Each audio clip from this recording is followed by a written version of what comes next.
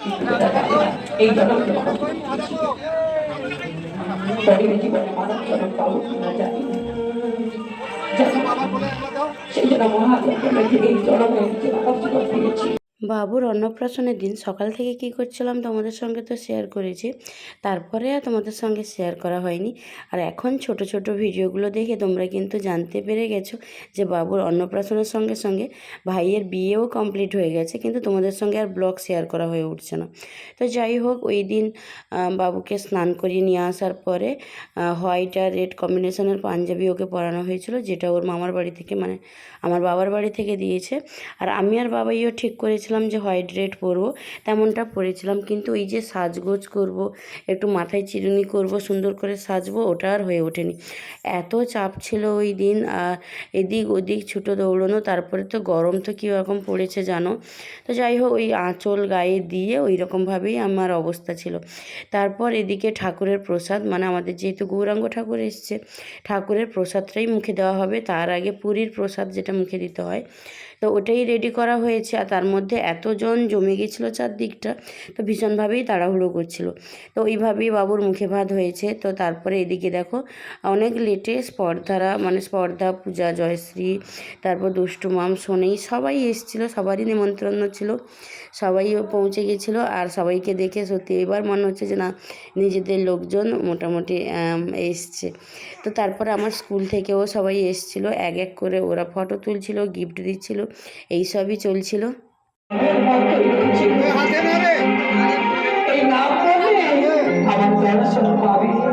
কেমন ভাবে যেমন দেখা যায় না, ঠিক তেমনি ভাবে নামের মধ্যে নামই চুলে ধরা মহাজন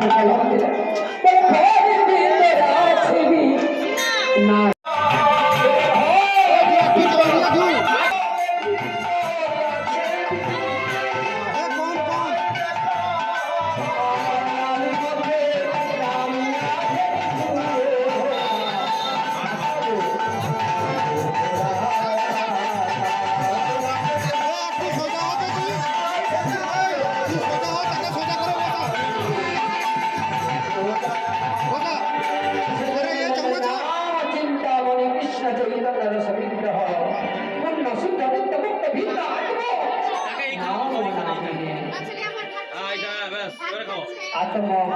কেমন হবে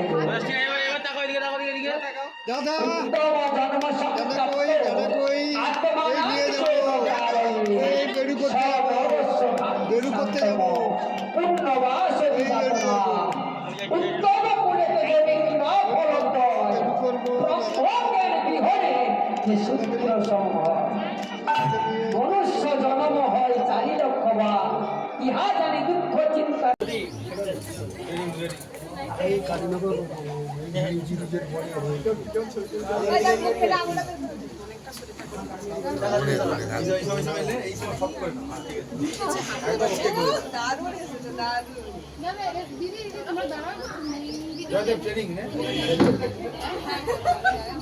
দেখি না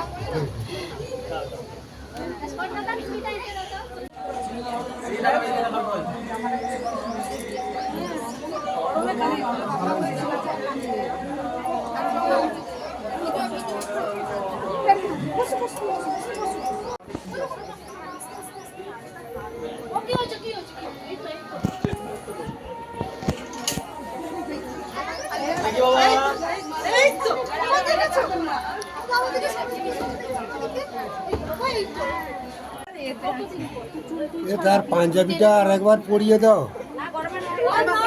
গরম হোক, একবার পরিয়ে দিয়ে তারা ছবি ছবি তুলছে, তুলে দিচ্ছে।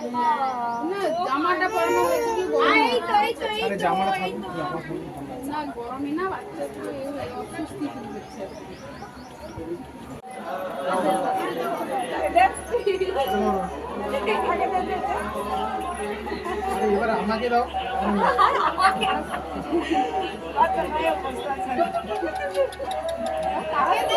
কষ্ট হচ্ছে।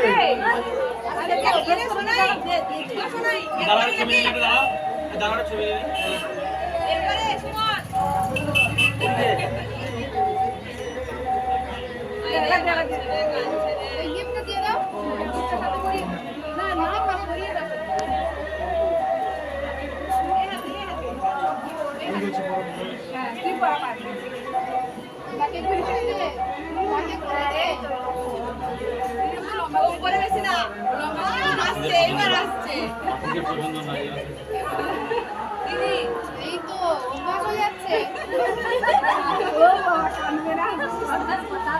অভ্যাস হয়ে গেল, অভ্যাস হয়ে গেল।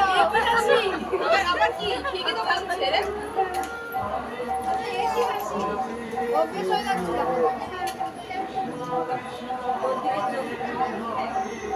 সোনা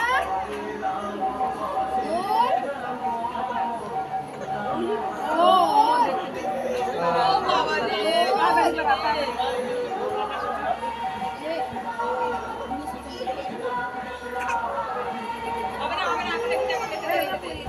আমার ফ্রেন্ডদের আসার পরে পরেই আমার স্কুল থেকে সবাই চলে এসেছিলো। আর সবাই এত দূর তো কত দূর থেকে এসছে, তো অটো বুক করেই এসেছিলো সবাই। আর অনেকটা লেটে এসছে, কারণ ওই দিন স্কুল ছিল, সবাই স্কুল অ্যাটেন্ড করে তারপরে সবাই বেরিয়েছে। মানে আমার বাড়িতে পৌঁছেছিল 3:30 মতো বেজে গেছিলো। তো যাই হোক, আরও 1-2 জন আসতে পারেনি। তারপর আমার হাই স্কুলের যেনারা ছিলেন ওনারা আসেননি। মোটামুটি আমার স্কুলের স্টাফরা সবাই এসেছিলেন। আর এই মানুষগুলো আমার নিজের লোকের থেকে কম কিছু যায় না। মানে সবাই এত আপন, আর আমার কোনো ব্যাপারে আর ওই মানুষগুলোকে ছাড়া আমি সত্যিই ভাবতে পারি না। তো যাই হোক, সবাই এসেছিলো, আমরা তো খুবই খুশি হয়েছিলাম, যদিও আসতে অনেকটা লেট হয়ে গেছিলো।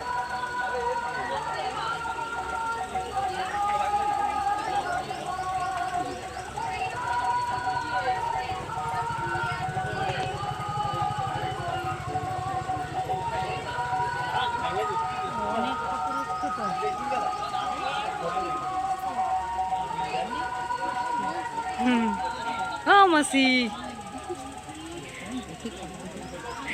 ঠাকুর দেখো।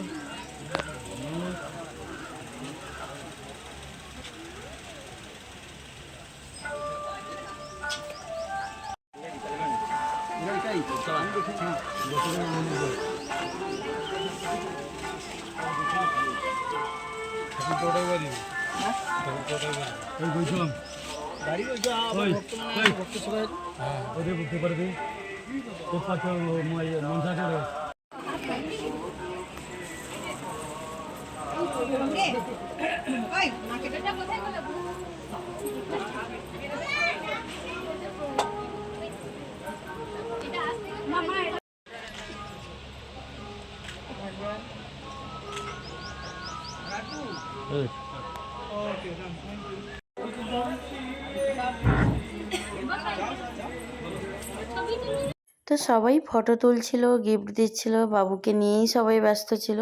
তারপর আমি খাওয়ার দিকটা গেছিলাম, আর স্পর্ধারা তখন খেতে বসছিল, ওদের ঠিকঠাক খাওয়া দাওয়া করছে নাকি সব কিছু দেখার জন্য। আর আমি সকাল থেকে খাওয়া দাওয়ার দিকে আসার মতো একদমই সময় হয়নি, একদমই শেষের দিকে। আর সকাল থেকে আমার নিজেরও কিছু খাওয়া হয়নি। অঞ্জলি দেওয়ার পরেও আমি কিছু খেয়েছিলাম না, কারণ সত্যি বলতে কি এই অনুষ্ঠানটা যাতে মানে সব কিছু সম্পূর্ণ হয়, সেই জন্য নিজের খাওয়া দাওয়া সব কিছুই ভুলে গেছিলাম। আর একদম বিকেলবেলা ঠাকুর যাওয়ার পরে আমি তারপরে ঠাকুরের যে প্রসাদ ওইটা খেয়েছিলাম। আর এমনি যে রান্নাবান্না হয়েছে ওইসব কিন্তু আমি কিছুই খাইনি। তারপর ঠাকুরকে প্রণাম করে বললাম যেন আমার বাবু ভালো থাকে, আর এই যে অনুষ্ঠান মানে খুব ভালোভাবে সম্পন্ন হয়েছে, সবই মহাপ্রভুর ইচ্ছে। তো ঠাকুরকে প্রণাম করে ওটাই বলছিলাম, আর যেন আমার বাবুকে ভালো রাখে। আর তোমরাও সবাই আশীর্বাদ করো যাতে আমার বাবু মানুষের মতো মানুষ হতে পারে, ওর জন্য খুব ভালো থাকে। আর কিছু চাওয়ার নেই। তো যাই হোক, সবাই যে স্কুল থেকে এসেছিলো সবাই খুব মজা করেছে। আর এত গরম ছিল, ও তো গায়ে একদমই জামা রাখছিল না, ওই জন্য ওর পাঞ্জাবি আমি বেশিক্ষণ পরিয়ে রাখতে পারিনি, ওই প্যাম্পার্স পরেই সারাদিন কাটিয়ে দিয়েছে। তারপর এদিকে পিসেমশাই পিসি সবাই চলে গেল, কেউ সেভাবে ছিল না, বোনেরা ছিল। আর তারপর ঠাকুর নিয়ে গিয়ে আমরা যেহেতু ঠাকুর কোলে করে নিয়ে এসেছিলাম, আবার কোলে করে কিছুটা নিয়ে গিয়ে ওখানে আবার তুলে দিয়েছি গাড়িতে।